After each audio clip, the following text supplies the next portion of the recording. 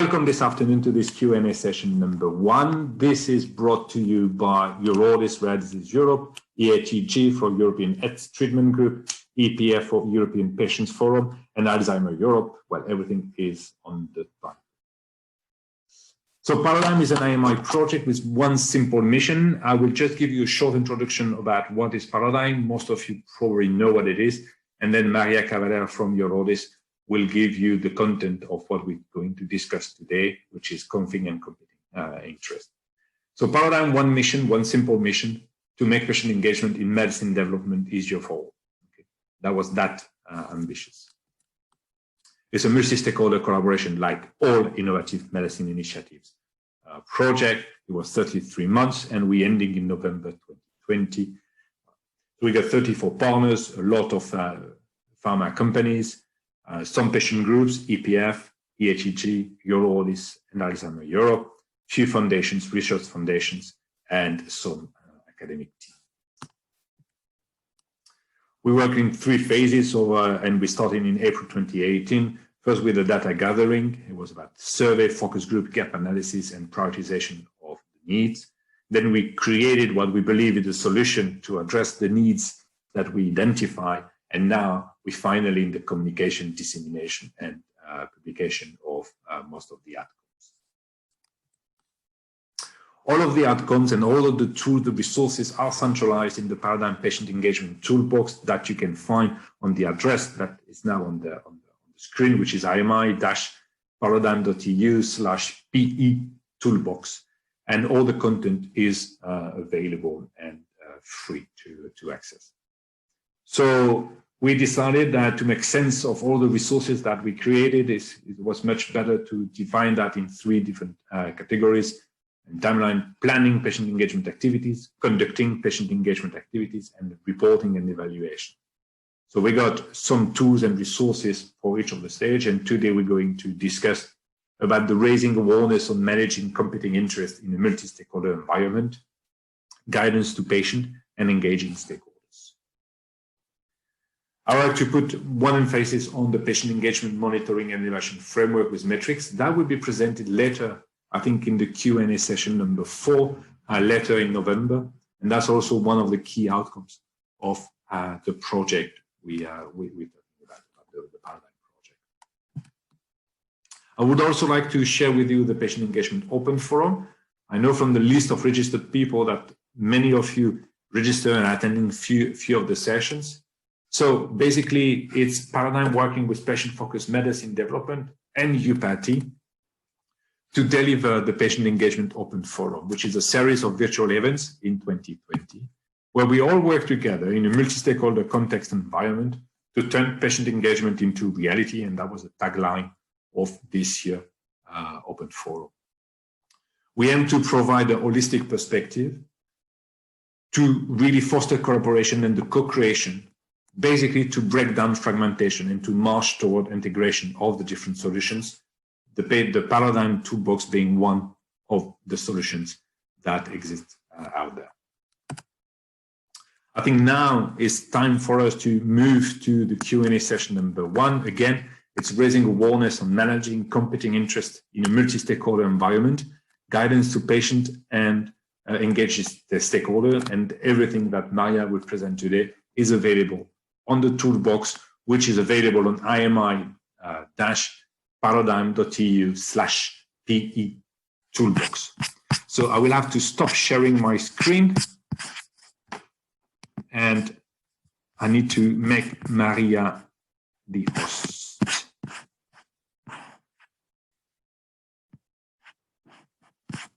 I need to find Maria on the list. Sorry guys, that's a bit long.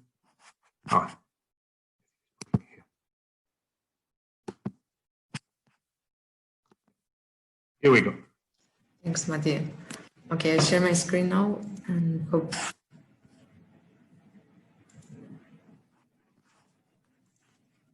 You can see. Can you see it full screen now or not? Yes, it's all good.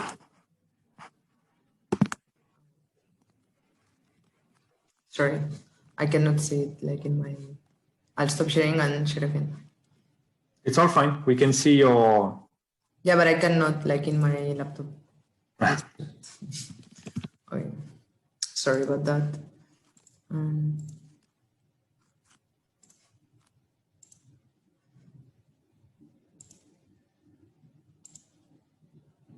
Okay, now I see it. All good. Okay, great. Thank you, Mathieu, and good afternoon, everyone. And thank you for joining this webinar. As Mathieu mentioned, this is a Q&A, so we expect you to ask a lot of questions when we open the floor for discussion, and you also can use the bottom Q&A option in the chat below. So Mathieu will help me now with this. If we have any questions, you can interrupt me. If you think. Yeah, will do. Great. Okay, great. Thank you. So my name is Maria Caballé, and I work for Rare Disease Europe, as Patient Engagement Junior Manager, and I'm mainly processing the process of engaging patients in regulatory activities. So precisely protocol assistance at the European Medicines Agency. So within my experience, we realized that there's common situations where patients would like to be involved in these regulatory activities, but due to previous interactions, in the end, they cannot participate. So, as you know, patients are at the center of the medicines research and development, and therefore they are increasingly involved within different stakeholders over the time. So the early identification of these potential competing interests is key for to be effectively managed.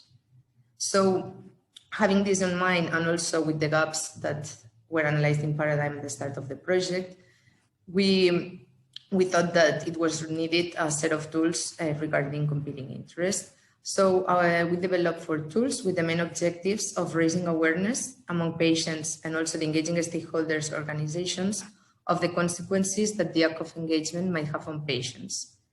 Also, we would like to highlight how each stakeholder could better prospectively manage this interest, and also we have mentioned some minimizing and how to avoid and minimize this conflict of interest by suggesting risk minimization strategies.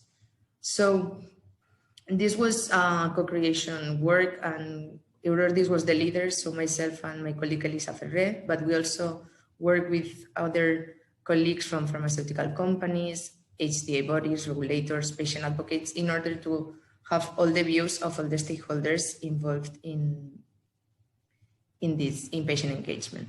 So the first tool, which is like the cover page, is the main guidance, and the main guidance tries to cover like all. Sorry, went too fast. So yeah, so in the main guidance is a comprehensive document where you can find all the definitions, type of interest, recommendations, and mitigation strategies, as well as considerations when engaging with vulnerable populations. So for me, and I always consider this the Bible, so if you want to know all about conflicts of interest, you just go in this document where you can find all this. Then we developed 3 other additional tools. So one is the short guidance, then we have the log of activities and the educational scenarios. And I'll go more in deep on those ones in my next slides. So before we start with the tools, I just want to highlight like an example of competing interest versus conflict of interest. So this example shows a situation commonly faced by patients that are engaged in medicines development. So patients can be involved in different activities. They might be asked today to get involved with company A to develop, and this is an example, multiple sclerosis patient-reported outcomes. And maybe 2 weeks afterwards, another company, which we call company B, and they ask this same patient to be part of this patient advisory board or their own company. And maybe 2 days afterwards, the EMA asks the same patient if they would like to participate in a scientific advice. So all these in the first row are competing interests, but is the engaging stakeholder, in this case, company A, B, and the EMA, who ultimately defines what constitutes a conflict. So after the patient declares their interest before the activity, the engaging stakeholder will assess this declaration of interest, and according to their policy and their internal rules, they will decide if their involvement is fully or partially restricted, or maybe it's not even like restricted. So for example, here, and for the purpose of this example, we have that in the end, patient was able to engage with company A, with company B, but not with the EMA, as following their policy, that was a direct interest. So that was just an example to help you to understand what we've been developing. So then I will go through the 3 other tools. So the first one that I'm presenting today is the educational scenarios. So I'm here following the previous example. You see that these educational scenarios, we would like to provide illustrative examples to identify common situations that patients faces where conflict of interest might occur and what measures could be taken for their management. So here is the same. You are a patient advocate and you are aware that there are a lot of opportunities to be involved with one or several medicine developers, but also with regulators and HTA payers. So what do you do? So we drafted some answers. So for example, A, you refuse all of them because you don't know what to choose. B, you accept all of them because you think that it are good opportunities to be impactful. Or C, you discuss with the other patient advocates in your field or organization in order to distribute the roles among yourself. So I hope that now you have like 10 seconds or 2 seconds to think about your answer. But the answer that we highlighted was C. So as you will see in these educational scenarios, we have 12 other examples.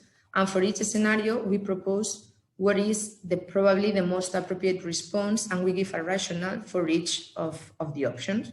So what we've tried to do with this tool is to help patients to make informed decisions when engaging with one or more stakeholders, and also to raise awareness among the rest of the stakeholders of the consequences that the patient engagement might have on patients. So this, when you engage with several stakeholders. So here, for example, we highlight C because we, as a risk minimization strategy, we consider diversification among patient organizations. So that each patient take a role and engages with one stakeholder. So another of the tools, yes, the other tools that we develop is the short guidance, and this is based on the main guidance. It's just a short kind of resume that will help patients to clarify basic concepts and also includes stakeholder-specific considerations and recommendations on conflict of interest. So the first part covers general considerations applicable to all stakeholders, and the second part summarizes specific guidance to each of the stakeholders, like medicines developers, regulators, ACA bodies, and patient organizations. So in this document, you will also see that we provide examples of different levels of restrictions. So for example, we have the EMA and EUNETA, and depending on the activity that you declared, you might be restricted or not, depending on the activity that you are invited to. So I'm mentioning a lot of like declaring, and so what is our declaration of interest? And I guess that some of you have done this in when you are being involved with maybe regulators or with other stakeholders. So you usually are asked to provide some information, and usually it's for a previous period of time. Usually it's 3 years, might be 5, depending on the stakeholder.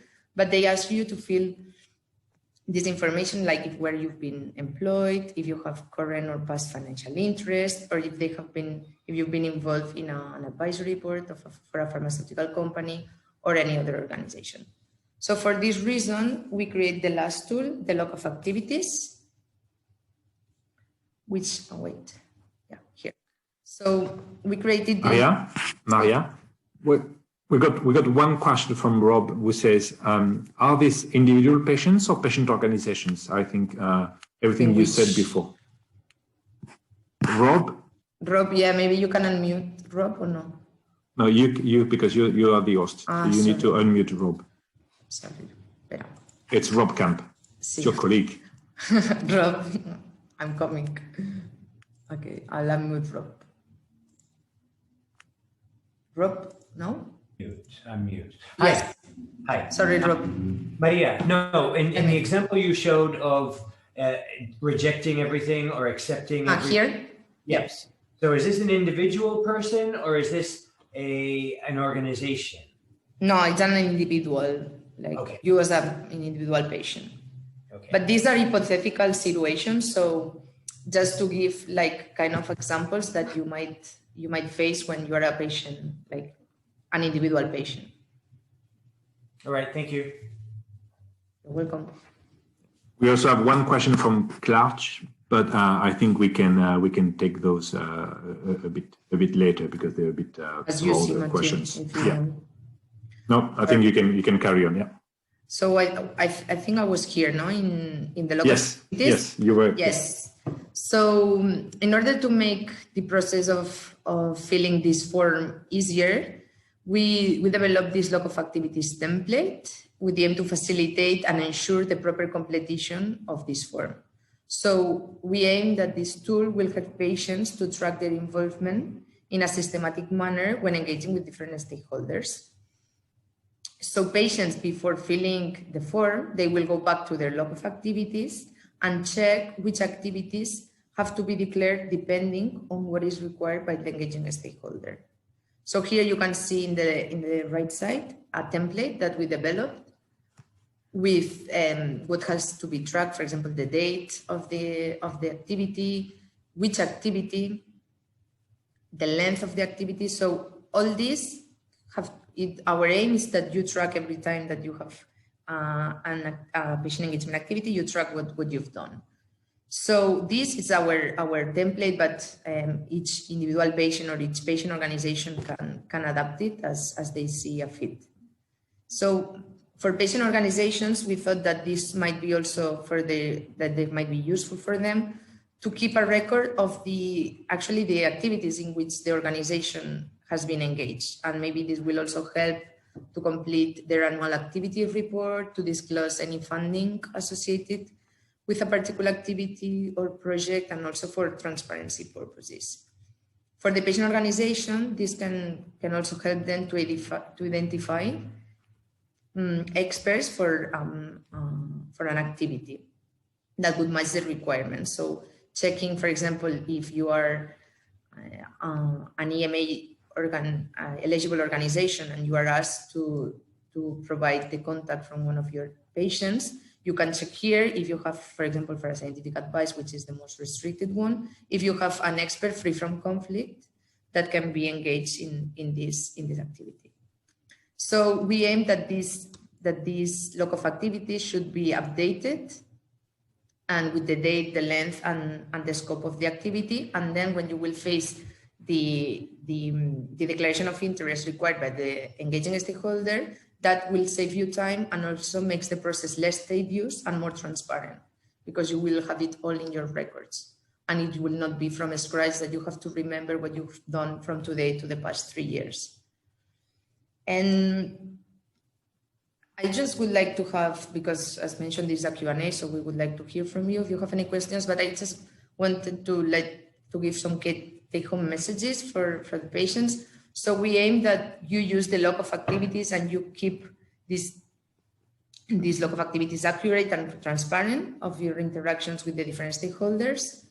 And also and the message that I already mentioned in my previous slide with the example is that you should make sure that the engagement and the advocacy activities are done by different individuals. So to have like this diversification within the organization. And we know that sometimes it's challenging for the rare disease organizations because they don't have this pool of expertise maybe, but that's a way to minimize the conflict of interest and also to have someone, as we call, free from conflict, to engage with the more restrictive kind of stakeholders.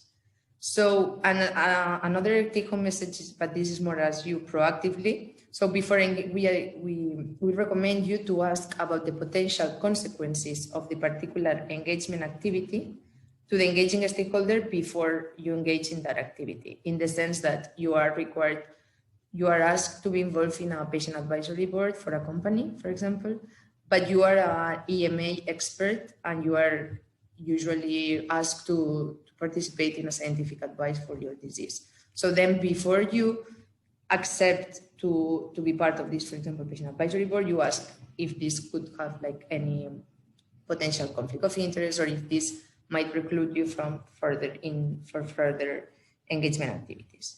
And then we recommend you, of course, to go through all our set of tools and to have a look and to look if that's useful for you. And that's why now we would like to open the floor. And now it's your turn if you had the chance to go through the tools and if you have any questions.